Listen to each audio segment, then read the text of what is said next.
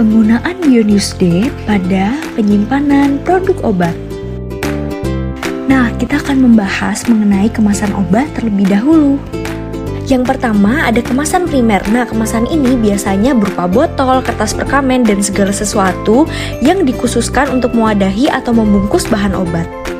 Yang kedua adalah kemasan sekunder. Biasanya kemasan sekunder ini dapat berupa kotak karton obat sirup maupun box styrofoam obat, karena fungsi dari kemasan sekunder adalah melindungi kemasan primer. Nah, yang terakhir adalah kemasan tersier. Kemasan tersier ini dapat berupa kontainer maupun kotak peti kemas yang berfungsi untuk melindungi obat dalam proses perjalanan atau pendistribusian. Lalu, apakah itu ED dan BUD? ED atau expiration date merupakan jangka waktu obat masih dapat dikatakan aman untuk dikonsumsi sebelum kemasan dibuka. Biasanya, ED akan tertulis pada kemasan primer ataupun kemasan sekunder pada obat.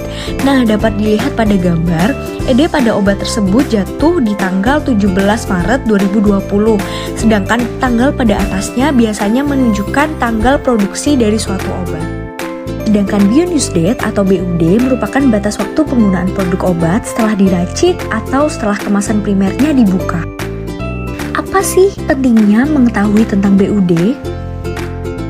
BUD ini sangat menentukan batasan waktu obat masih berada dalam keadaan yang baik. Perlu diketahui bahwa obat memiliki karakteristik kimia, fisika, mikrobiologi, dan efek terapi yang tidak berubah sejak awal diproduksi hingga selama masa penyimpanan. Namun, jika kita tidak memperhatikan BUD, maka kemanjuran obat akan berkurang dan fungsi dari obat itu akan menurun. Bagaimana cara penetapan BUD? Berikut merupakan tabel sediaan obat beserta dengan cara penetapan BUD-nya.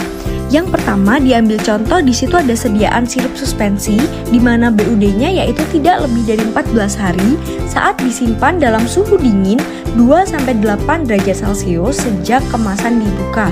Lalu ada contoh sediaan sirup kering di mana BUD-nya yaitu 7-14 hari setelah diencerkan.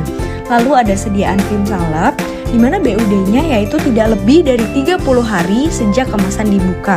Dan terdapat contoh sediaan yang lain beserta dengan cara penetapan BUD.